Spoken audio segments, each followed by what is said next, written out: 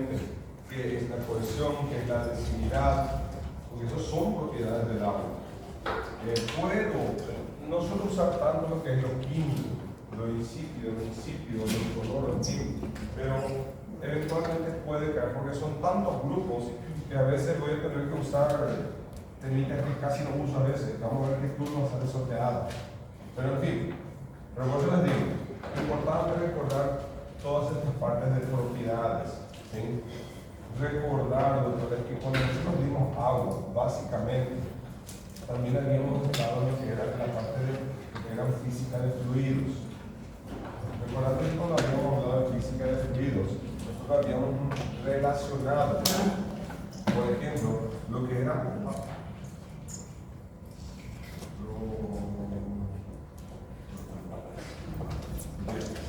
pero también, doctores, no se olviden que cuando habíamos hablado sobre esto, habíamos dicho que el agua también tiene densidad. Y esto ya es una mezcla, ya es lo que es, ya entrando a física de fluidos. Lembrando que, ¿por qué hicimos esta relación? Porque el agua, interesantemente, es el elemento natural que normalmente utilizamos como referencia de densidad número uno. Entonces, en ese sentido, recordar que el agua sí tiene densidad, recordar que él es la referencia, pero también hay que recordar, doctores, que en el caso, el agua tiene ciertas características peculiares. Sabemos que el agua, ella tiene densidad variable como cualquier otro elemento, pero lo interesante es que tiene una variación de la densidad bien diferente de los demás componentes de la naturaleza, por el hecho de tener una expansión a temperaturas bajas. Entonces, en ese sentido, recordar que cuando hablamos de densidad, 1 del agua, hay que recordar que tiene que haber ciertas condiciones para densidad 1. Que recuérdense que habíamos dicho que el agua puede tener densidad 1 estando en ciertas condiciones. Como ya habíamos dicho, doctores, normalmente ¿cuáles eran esas 3 condiciones básicas? Temperatura 4 grados Celsius. Presión atmosférica 1 atm o a nivel de mar. Y también algo sumamente importante que debe de ser agua pura. Eso ya lo utilicé en varios exámenes varias veces y normalmente suelo preguntarse. Entonces recuérdense sobre estas condiciones para densidad 1. ¿Okay? Siguiendo también, doctores, aquí, recordando que el agua, esto es relacionando agua con física de fluidos. Recuérdense que nosotros también habíamos dicho que el agua, además de ser ejemplo de densidad, él también era ejemplo o referencia, mejor dicho, de lo que es la viscosidad. Siempre recordando, doctores, que en cualquier prueba conceptos pueden caer. Yo puedo preguntar, aquí mismo lo haciendo una situación, solamente teniendo en cuenta densidad de agua, yo puedo preguntar y cualquier profesor puede preguntar de cualquier manera, puede preguntar de manera conceptual qué es, puede preguntar las condiciones, puede preguntar los valores. Y miren que solamente aquí en 4 o 5 palabras y en 2 líneas pueden salir muchas preguntas y aquí punto a punto igual. O sea, una pregunta difícil, una pregunta fácil, todo vale por ciento. Así que todo vale. Entonces, tener en consideración. Cuando hablamos entonces de viscosidad, recordar lo que es el concepto. El concepto puede caer fácilmente en verdadero o falso, puede caer en el último ejercicio. Y eso sí, ya dejando bien en claro, todos los exámenes de la P1, así como ya fueron con los 2 primeros grupos, todos van a ser de 10 selecciones múltiples, 5 verdaderos o falsos, y por último van a ser el famoso cuadrito de palabras con 5 frases. Ustedes organizan las letras y terminan. Básicamente es un variable, ¿sí? Entonces, todo va a estar escrito, todo está ahí. O Va a ser mucho más fácil identificar qué es, qué no es, y que sea por descartes. ¿Okay? Pero doctores, recordando entonces, viscosidad, concepto. Lógicamente, doctores, recordarse, por lo menos, hay un cuadro en el slide de física de fluidos, hay un cuadro de referencia donde normalmente muestra un poco algunas viscosidades de algunos tipos de elementos, pero normalmente representan elementos muy genéricos, entonces difícilmente esos hasta hoy nunca ven. ¿Okay? Entonces, pero sí, la parte conceptual y principalmente tenemos que lembrar una cosa. Quando falamos de viscosidade, lembram que a gente falou que a viscosidade a gente estudou mais ainda quando falamos um pouco de circulação e aí hicimos um pouco de relação com o que era o flujo e específicamente o tipo de flujo. Lo que quiero que entiendan de esta manera y que se recuerden es que cuando sale algo de viscosidad, se puede preguntar así también, conceptual, y cuáles serían factores que causan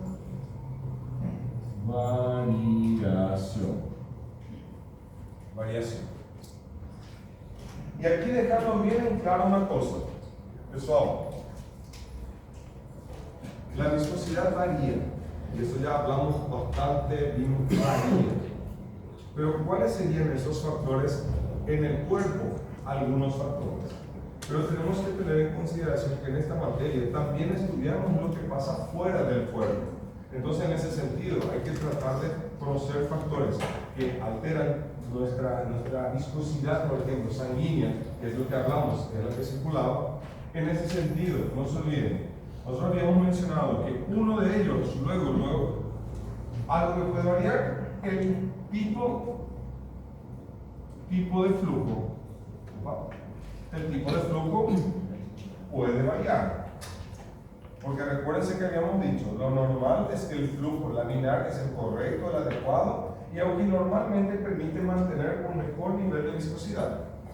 Sin embargo, por alguna tortuosidad vascular, por alguna obstrucción parcial, mental, en fin, eso también podría causar alteración. Entonces, tipos de flujos alteran.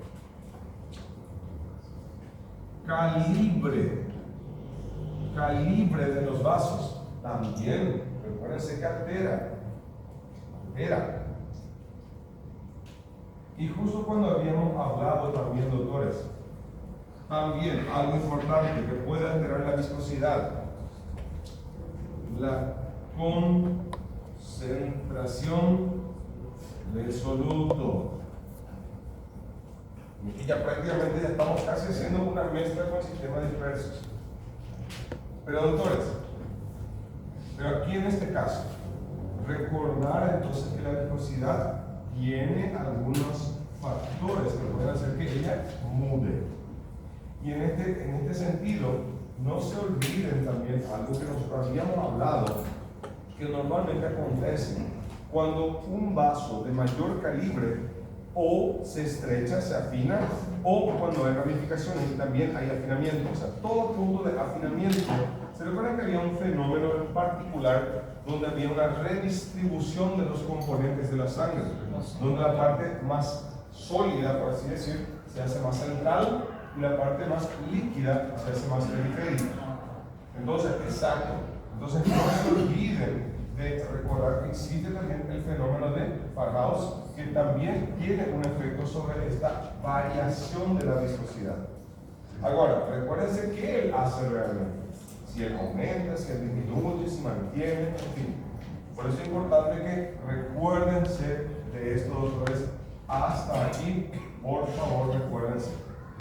Lógicamente, doctores, puede entrar también otros factores, ¿sí? Puede entrar también otros factores que eventualmente nosotros podemos ir mencionando, ya no tanto dentro del cuerpo, pero eventualmente, doctores, lo que sería la temperatura también puede mejorar eso. también puede alterar. Aquí ya estamos mezclando un poco sistemas dispersos, pero igual, porque todo lo que pueda alterar la viscosidad, puedo preguntar de alguna manera.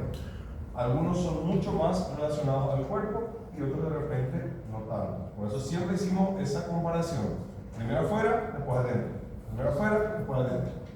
¿Ok? Entonces siempre tengan en consideración. Otra cosa, doctores, y esto ya no es tanto teniendo en cuenta sus propiedades, sino que ya entrando un poquitito en lo que es nuestro cuerpo. Disculpe, algo que también mencionamos bastante.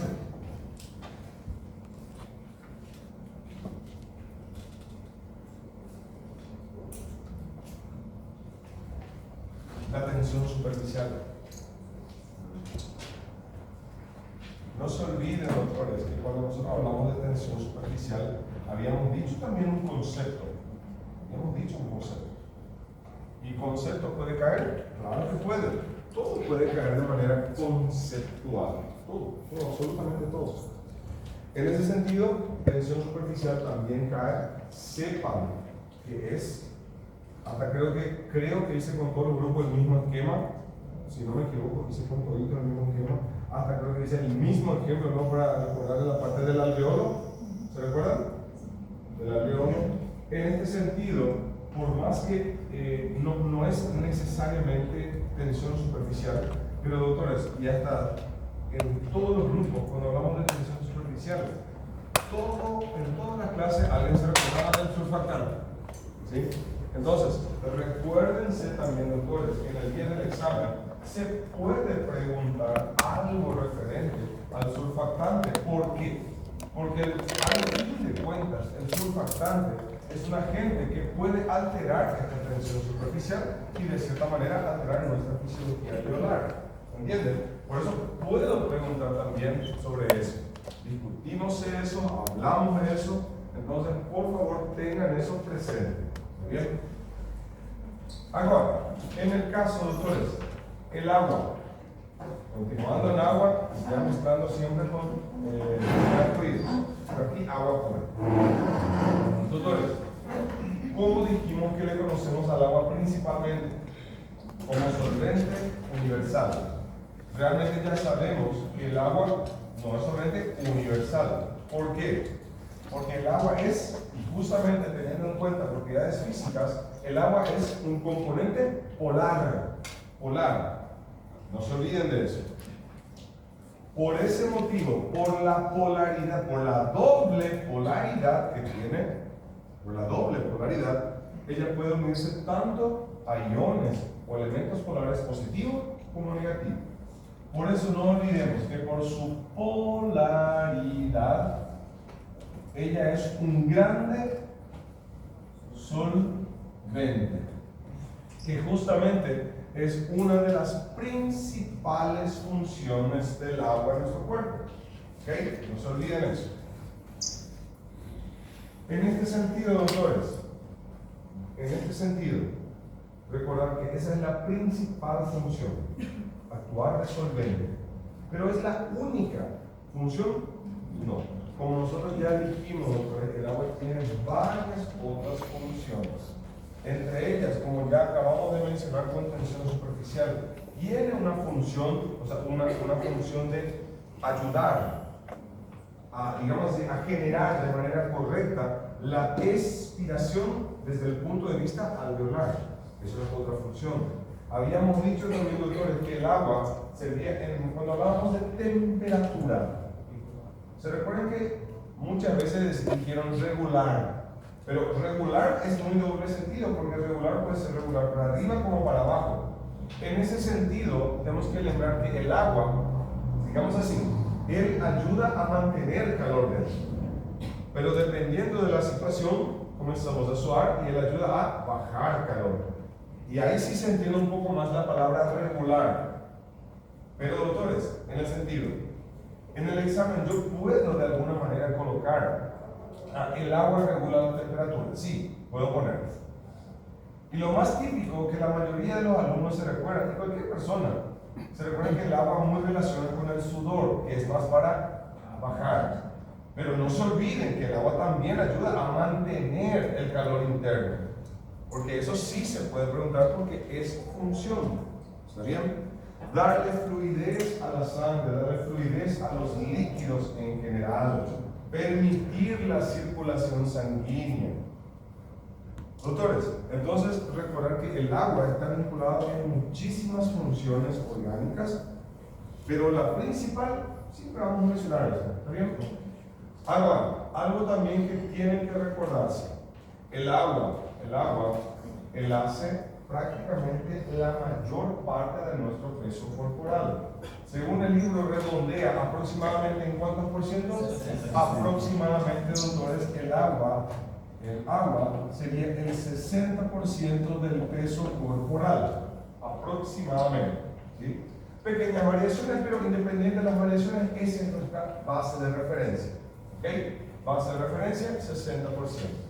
Algo que lógicamente no pueden olvidarse también, doctores, es que normalmente vamos a tener agua en el líquido intracelular y en el líquido extracelular.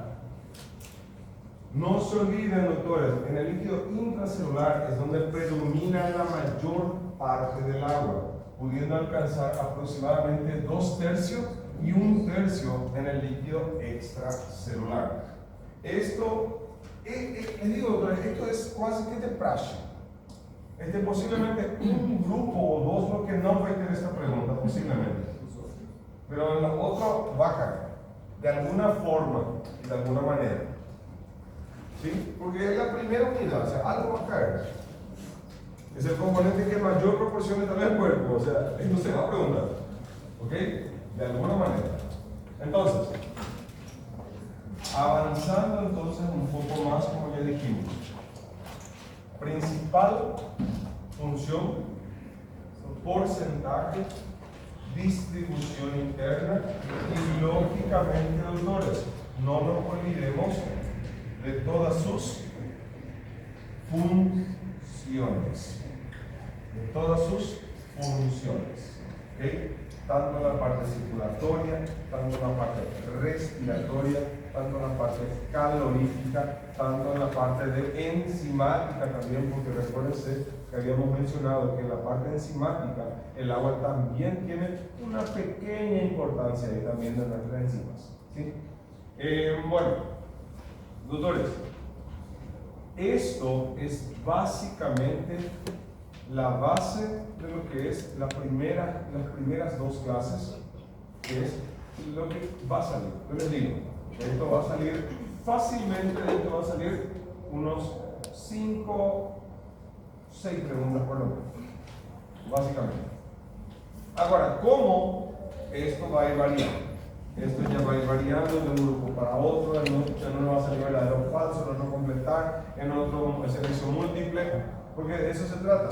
O sea, lo que quiero que entiendan es que el contenido, yo no puedo salir mucho del contenido, lo que puedo ir barajeando un poco la manera, la forma de cómo preguntar, pero yo tengo que evaluar lo que saben de esto. ¿Entienden? ¿Está claro? Bueno, ¿qué tal hasta aquí? ¿Cómo estamos? Bien, recordando, doctores, esto es un guía, un refresh de memoria, pero importante, llegar en casa y volver a estudiar siempre. ¿Está bien? Siempre, siempre y siempre. Ok. ¿Pessoal? ¿Apagamos? Sobre a água na função enzimática? ¿Cómo? A água na função enzimática? Sí, doctores. ¿Se recuerdan, doctores, que hay ciertas reacciones químicas que, por ejemplo, se llama hidrólisis? Pessoal, ¿qué era hidrólisis?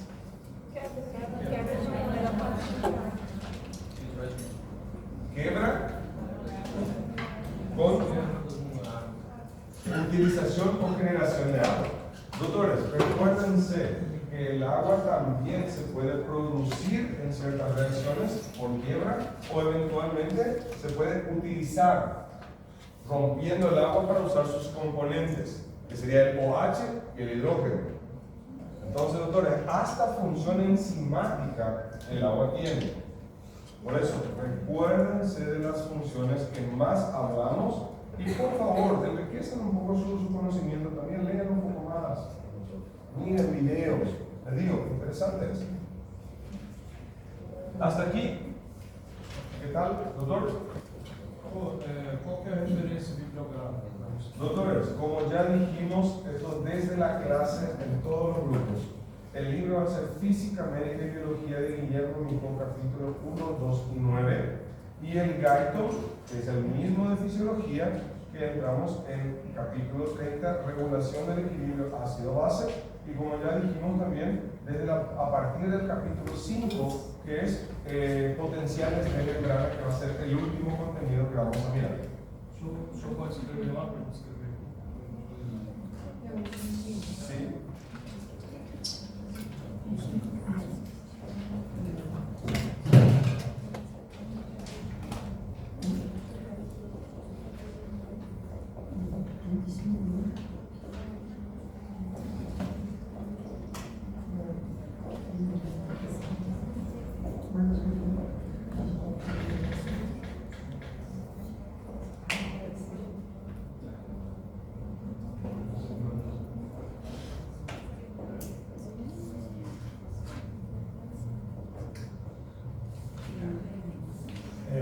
Este era 1, 2, 9. Era a partir de 5 y 30.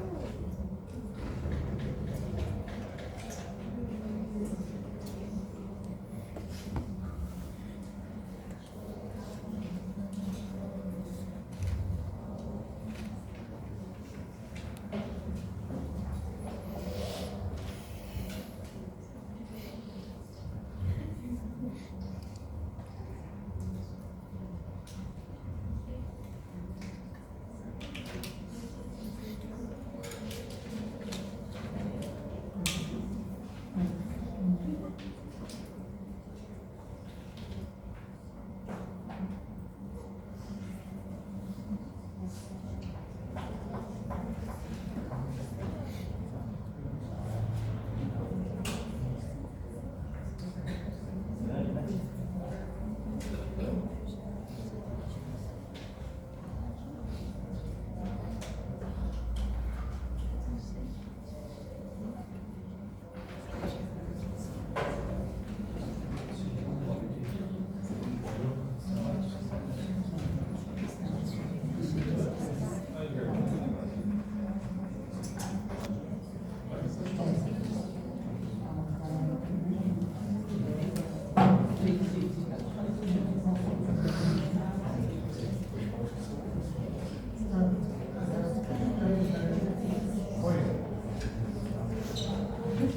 Ok. Doctores. Vamos.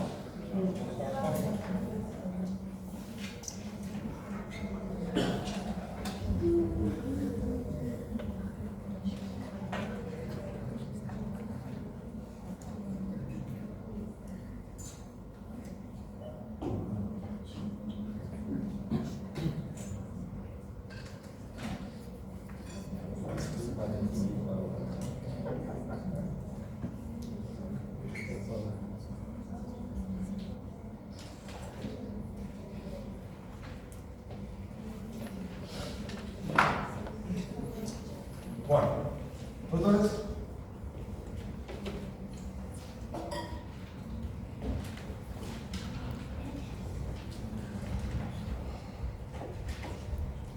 Bien. Estos son puntos claves del sistema nervioso. Uma coisa que foi dito também, doutor, várias vezes, é que sempre que se escuta sistemas diversos, o que estamos falando realmente são de mezclas. Mezclas. Ok? São mezclas. Isso é o que são. Agora, até uma coisa que nós havíamos dicho, las mezclas entre soluto y solvente puede ser tanto en estado gaseoso, puede ser en estado líquido, que es lo que más nos interesó, y también en estado sólido, ¿se recuerdan? Y acredito que, creo que en todos los grupos hablé como ejemplo la Coca-Cola. ¿Se recuerdan de la Coca-Cola? Bueno, si no usé ese ejemplo, pero igual algo sí se mencionan todos. Pessoal, la Coca-Cola, y aquí recordaron, tiene azúcar, que lo geral es sólido. Tiene gas, el nombre ya dice todo su estado gaseoso. Tiene colorantes, que por lo general en la industria se usa mucho de forma líquida. Solutos, en 3 estados diferentes. Pero finalmente, doctores, la Coca-Cola está en qué estado? Líquido. ¿Por qué? Porque, doctores, siempre recuérdense, el estado de la mezcla depende de quién. Depende del solvente. Si el solvente es líquido, independiente del tipo de soluto, a no ser que sean altísimas concentraciones, normalmente esto va a ser líquido. Y esto es lo que más nos interesa. En este caso, doctores, recordar que lo que nosotros hablamos principalmente fueron sistemas dispersos, mezclas que están en estado líquido. Y recordando que si hablamos de mezclas en estado líquido, estamos hablando, o sea, le damos un nombre que es solución. Y sabemos, autores, perfectamente que una solución, en realidad, ella es la mezcla de 2 componentes básicos. Uno que ya está aquí, que es el solvente, y el soluto. ¿Correcto? Entonces, agora, salud. Agora, una cosa que habíamos dicho, doctores, fue una palabra que básicamente definiría si estos 2 componentes se iban a unir o no.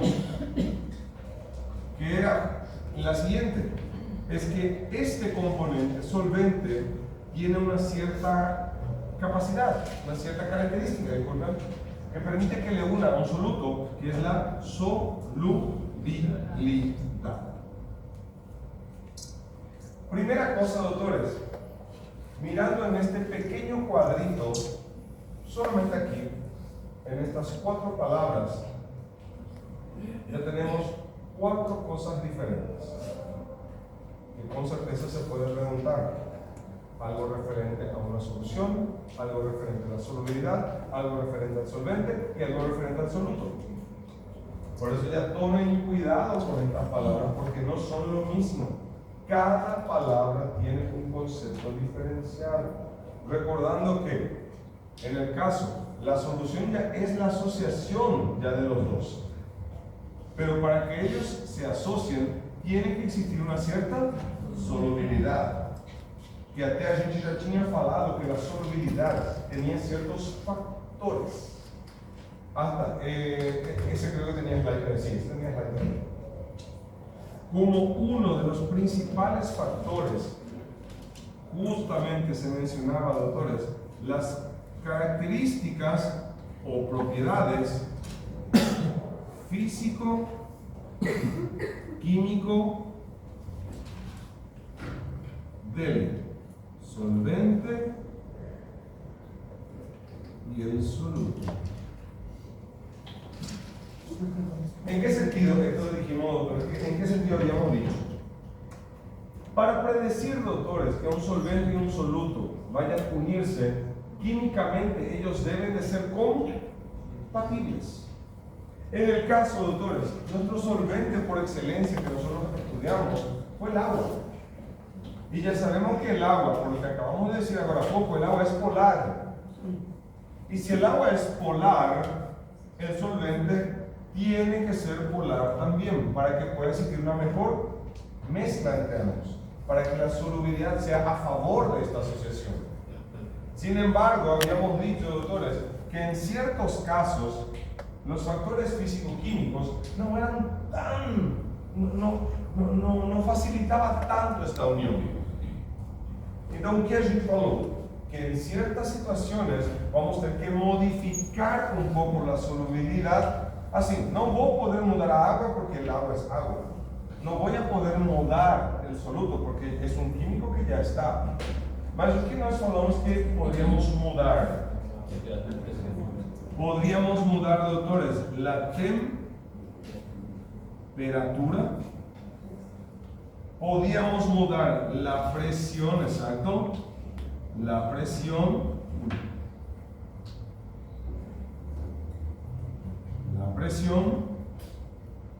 y también, doctores, algo que es lo primero que hacemos, nivel de agitación. Doctores, ¿cuáles entonces son factores que definen o modifican la solubilidad? Número 1, propiedad físico-química del solvente y del soluto, para ver si químicamente son compatibles. Si no son tan compatibles, puedo tratar de mejorar esta solubilidad, puedo tratar de mejorar esta unión por medio del aumento de temperatura, aumento de presión, y también estado o nivel de agitación. Doctores, aquí quiero que entiendan algo. Como acabé de decir, la propiedad o la característica físico-química del solvente y del soluto, yo puedo mudar. Acabé de decir, ¿puedo mudar el agua para que mejore la mezcla? No. ¿Puedo mudar el soluto para que mejore la mezcla? No. O sea, es lo que es químicamente, es lo que es. Pero estos tres factores puedo mudar. Por eso no se olviden que estos tres son factores modificables. En cuanto que la propiedad físico-química no puedo mudar. Entonces, mucho cuidado, doctores, porque solo aquí ya hay fácilmente unas 6, 7 preguntas más que se pueden hacer. Professor, Sí. quando ele habla sobre propriedades físico-químicas, pero, bueno, Sí. en física, nós estudiamos que a temperatura e pressão é um tipo de propriedade física, não? Sí, doctor, tenés razón. Solo que recordando nomás que cuando vos vas a asociar soluto solvente, vamos a partir del principio. El solvente tiene unas ciertas propiedades y características. El soluto también. Vamos a intentar asociarlas. Y digamos así, a una temperatura ambiente, o sea, en un ambiente controlado. Si en este ambiente controlado la mezcla de los dos no es eficiente, no digo que no existe, pero no es eficiente, ahí que nosotros hacemos, agregamos, o sea, modificamos el ambiente, o sea, ahí presión y temperatura ya entran como un factor externo que modificamos para que tratar de forzar esta mezcla. En ese sentido, no lo que entra es presión y temperatura. Y querido, no, el estado de agitación, el simple hecho de agarrar y empezar a agitar, también es una fuerza externa que está generando ese movimiento. Porque naturalmente una mezcla no va a subir de temperatura, difícilmente va a aumentar la presión y difícilmente se va a quedar el movimiento o aumentar su movimiento, sino que tenemos que hacer esto de manera externa, fuerza externa. Ok. Doctores, hasta aquí, doctores, hay fácilmente unas 8 preguntas más. No, sí, pero son muchos grupos. Entonces, para algunos va a ser una pregunta, para el otro, y así vamos, ya saben. ¿Está bien? Pero doctores, existe también aquí la situación que tenemos la situación de que cuando los dos ya se unan, cuando estos dos, soluto y solvente, ya se unan, de acuerdo a la proporción, cantidad de cada uno de ellos, no se olviden que nosotros podemos tener tres situaciones diferentes. Podemos tener soluciones insaturadas, soluciones saturadas y soluciones sobre saturadas. Bueno, doctores, recordando que, ¿por qué está esto aquí? ¿Por qué? ¿Cuál era la referencia? ¿Cuál era la referencia para decir si una solución era insaturada, saturada o sobresaturada? No se olviden, doctores. La cantidade ou a proporção de solutos em relação ao dissolvente.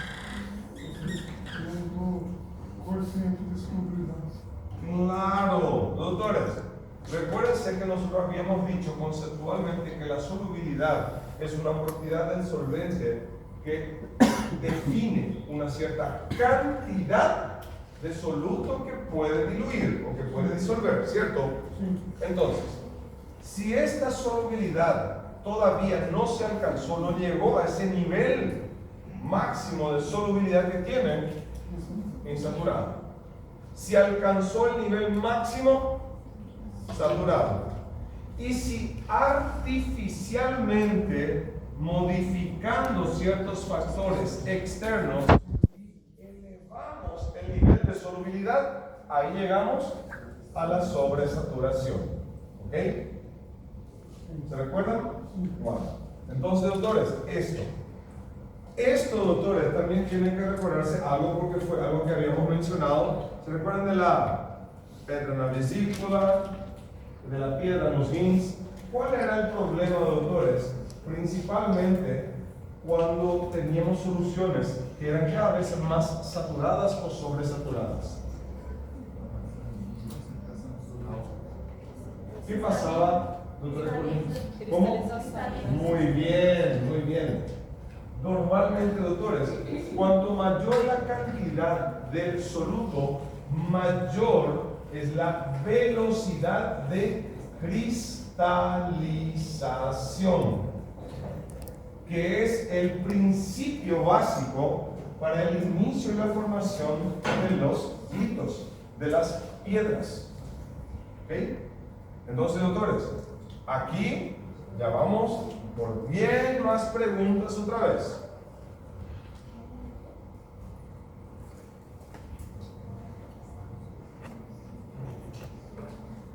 Bien.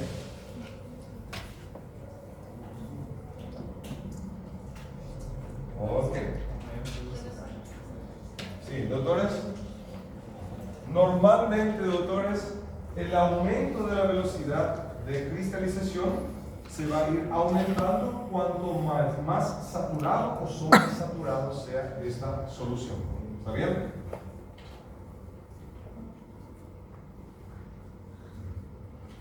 Bueno, doctores, ¿qué tal? ¿Hasta aquí? Sí, adelante. Yo pregunto.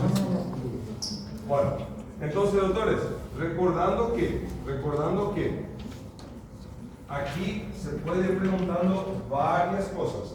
Primeramente, el estado de la mezcla, ¿de qué depende? Del estado del solvente.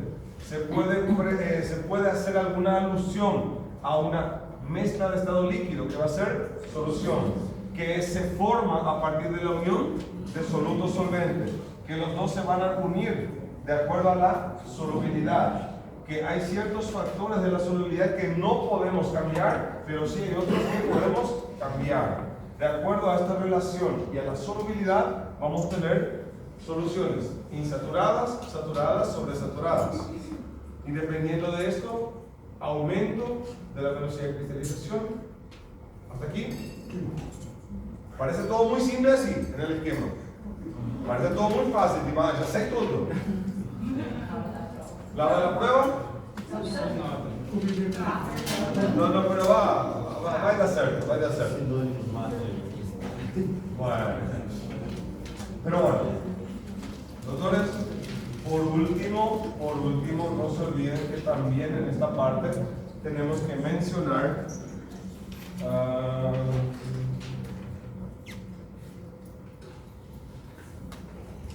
ok.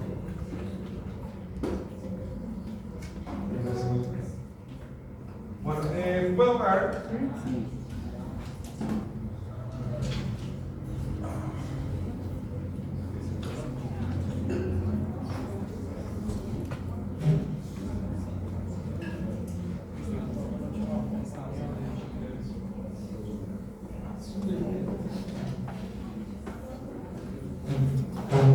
Aquí.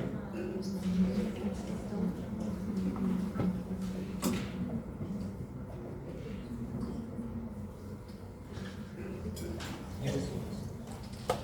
Por último, doctores,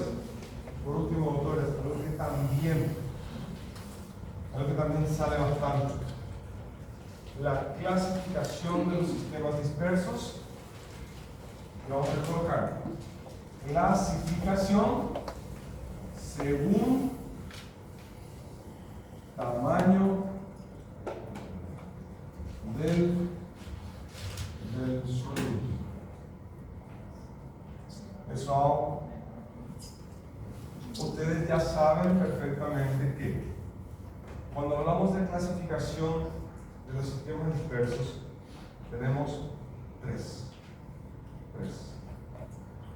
que son las soluciones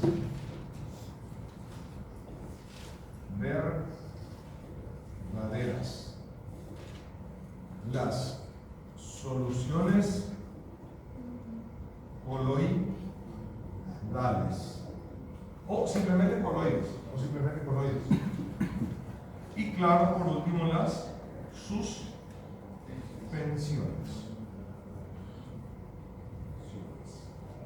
Aquí.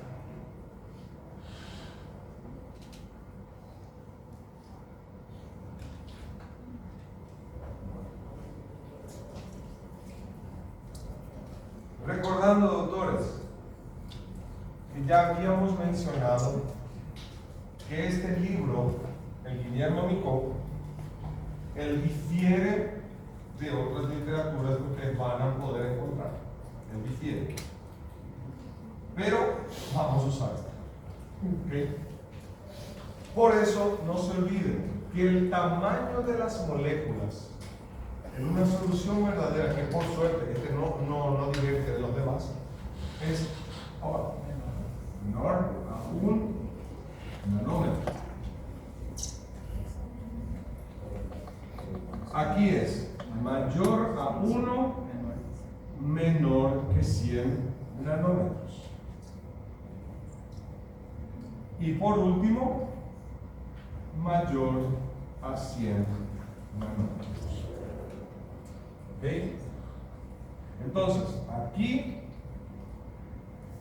no hay tanto problema. O sea, el problema es la divergencia bibliográfica, pero que está así, y así vamos a respetar. Normalmente, doctores, algo que hay que relacionar.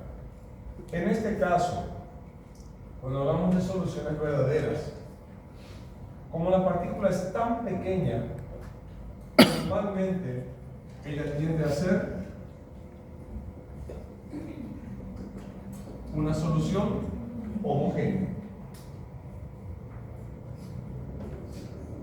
Las suspensiones que tienen las mayores partículas y ya más visibles son normalmente heterogéneas. O sea, soluciones homogéneas, soluciones heterogéneas. ¿Claro? Ahora, disculpen, esto sí me olvidé. Algo que también se puede usar de referencia, y varias veces ya pasó esto.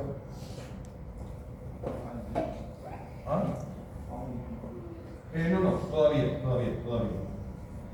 Es que, doctores, una cosa que se puede preguntar también, por lo general, porque aquí, como estamos viendo, voy a mirar esto primero, homogéneo. En realidad, esta parte es donde hay una grandiosa discusión luego con los autores, porque realmente nuestro libro menciona de manera homogénea, pero menciona de manera muy parcial. E ¿Sí? aí tem os dois. En realidad, esto es, si vamos a ser sinceramente, yo concuerdo más con otras biografías, que es heterogénea, realmente. Pero homogénea falsa, en fin. Voy a tratar todo lo que normalmente es muy divergente, yo trato al máximo de no usar tanto. ¿Está bien? Pero algo que sí me olvidé, en este caso, y esto dijimos también en clase de otra vez, que normalmente cuando el soluto es muy pequeño, menor al nanómetro, puede ser de tamaño atómico. ¿Recuerdan que habíamos dicho? Porque se puede preguntar, doctores, desde el punto de vista métrico plenamente, pero se puede usar también como de una manera comparativa. ¿Entienden? Y aquí entra lo que sería la parte atómica. Normalmente, doctores, en las soluciones coloidales, ya vamos a encontrar ya moléculas. Ya van a ser moléculas que van a ser asociaciones de varios átomos, ya pueden ser hasta moléculas un poco más complejas. ¿Sí? Hasta, doctores. Y recordando que cuando ya hablamos de suspensiones, esto ya tiene que ser completamente macro moléculas.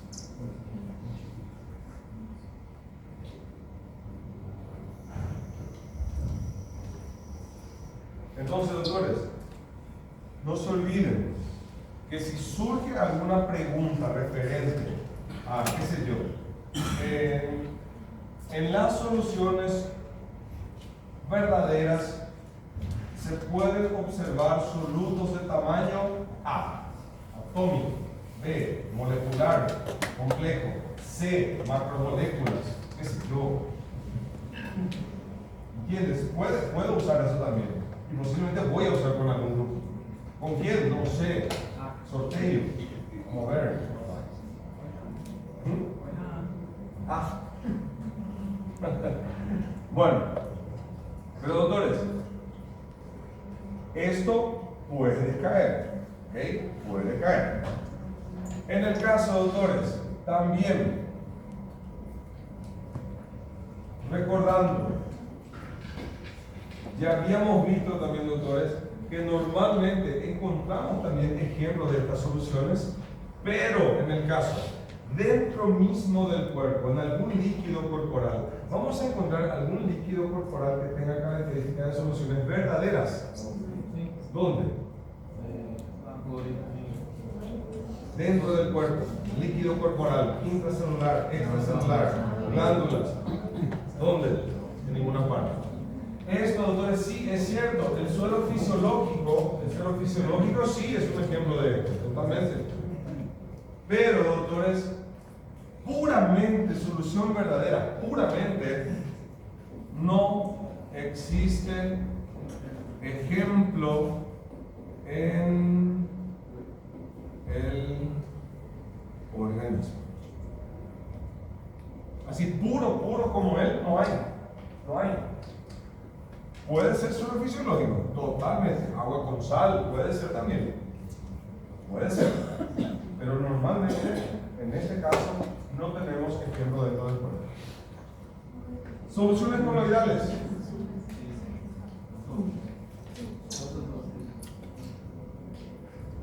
Prácticamente todos los líquidos corporales.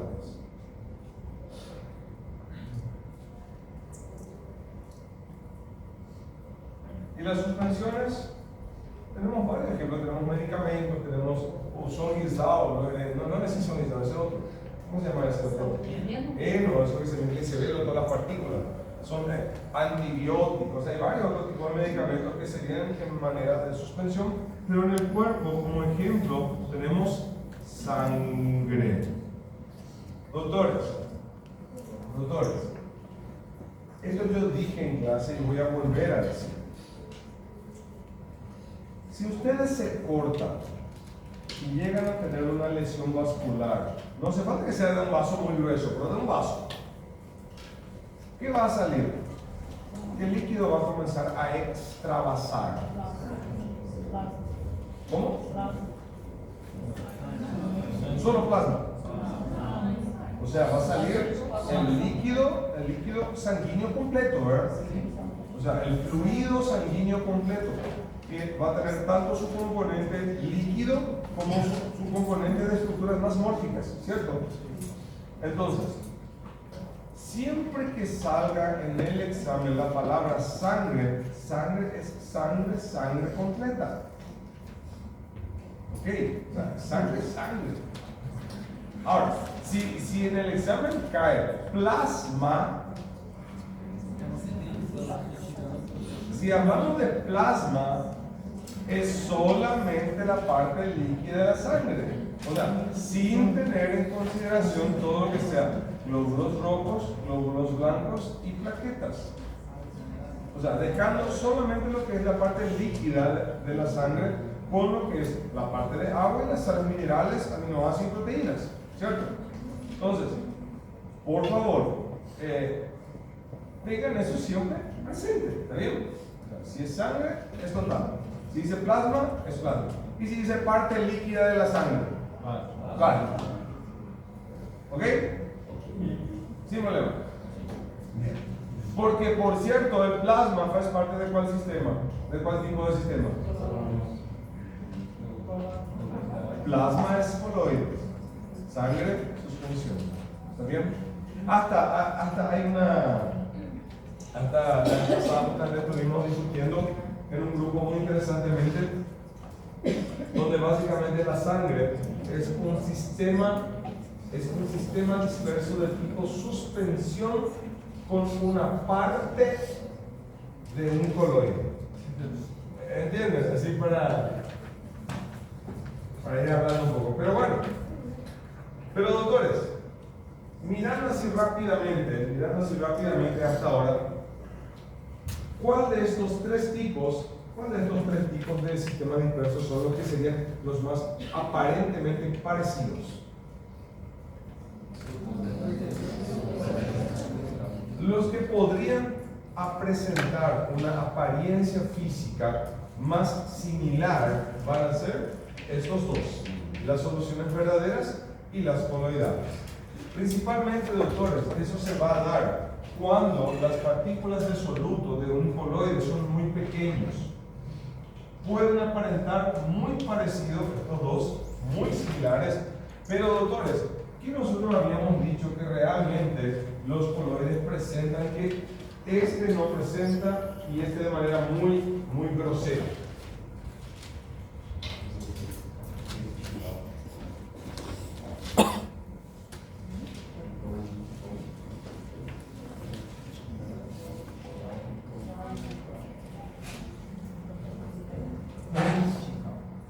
No se olviden, doctores, que las soluciones coloidales son las únicas que presentan de manera bien, digamos así, evidente lo que es el efecto Tyndall y lo que es el movimiento browniano. Recordando, doctores, que se puede preguntar esto también en el sentido cuál de los tres sistemas presenta esas características, esos efectos. También se pudiera preguntar, doctores, ¿qué es el efecto Tyndall? ¿Qué es un movimiento browniano? Por eso, doctores, tengan siempre esto presente también. ¿Está bien? Las características que pueden presentar estos sistemas dispersos. ¿Cuáles son? ¿Cuál es homogéneo? ¿Cuál es heterogéneo? El de los coloides de los Gerardo más. Doctora.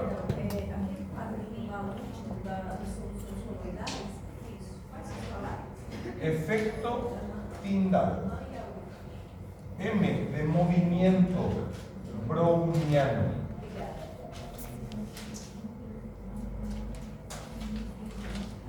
En realidad, doctores, el efecto Tyndall y el movimiento browniano para nosotros no tiene mucha importancia, digamos así, dentro del organismo. No vamos a ver nunca un efecto Tyndall propiamente dicho, a no ser que podamos ver, qué sé yo, un tumor vítreo, no sé, Una buena cosa, no voy a intentar hacer eso. Pero muy difícilmente vamos a hacer eso. Muy difícilmente. Pero esto sí se puede hacer. Fuera del cuerpo se puede. ¿Okay? O sea, es una característica que está relacionada a ese tipo de sistema disperso y algo puede caer. Doctores, hasta aquí. ¿Qué tal? ¿Hablar para defender? ¿Ah? Só teoria, provas.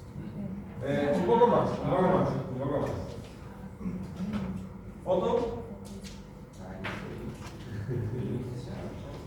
¿Ya? Não fazer a prova só. ¿Entendí? Eu podia fazer a prova só até aí. No, pero recuérdense que son muchos grupos, entonces vamos a tener que ir para allá las preguntas, entonces necesito de más. Professor, Dime, doctor. quando eu abordei o movimento do Zé, o Emerson, quando e umas partículas, quando esse movimento aceleração, eles são simplesmente errados, né? Exacto. Errático al azar. Sim, sim. Pelo como tem alguns e algumas moléculas ou que estão dispersas em alguns líquidos, sim? Ele não é um controle biológico da infecção. E quando ocorre algum tipo de movimentação dessas moléculas, isso não pode ser considerado um movimento browniano? Es que, doctores, hay que recordar algo. El movimiento browniano, por excelencia, normalmente él se produce cuando está iniciando lo que es la asociación de los componentes, pues el solvente, el soluto. Pero normalmente, doctor, una hora que ya se disoció por completo, ya no hay cómo ver ese movimiento. O sea, este movimiento es solo transitorio. Es transitorio hasta que ocurra realmente la disolución de lo que sería el solvente, del soluto, disculpe. Y con eso, una vez que se disolvió por completo, el movimiento ya terminó. Es transitorio. Es la misma cosa cuando vemos masa en el aire. ¿Qué pasa? Por un momento vemos, se va dispersando, va formando medios tentáculos, se va dispersando, pero llega una hora que se dispersa tanto que el movimiento browniano ya terminó. ¿Por qué? Porque los componentes ya se dispersaron y de ahí hasta viene el nombre del sistema disperso. O sea, esto tiene que dispersar. Doutor, Professor, então isso aí é um movimento das partículas, né? Antes de um movimento. antes de alcanzar un nivel medianamente homogéneo, porque lembrando que nuestro libro dice que esto es homogéneo, pero realmente es una discusión muy grande y la mayoría de libros de química, de física, no le aceptan esto como homogéneo. Pero bueno, pero vamos a seguir así. Bueno, doctores, ¿qué tal hasta aquí? Bueno, ¿avanzamos? ¿Avanzamos o una mitad? Solo faltan más dos temas, que son los más chatos, pero... ¿Ah?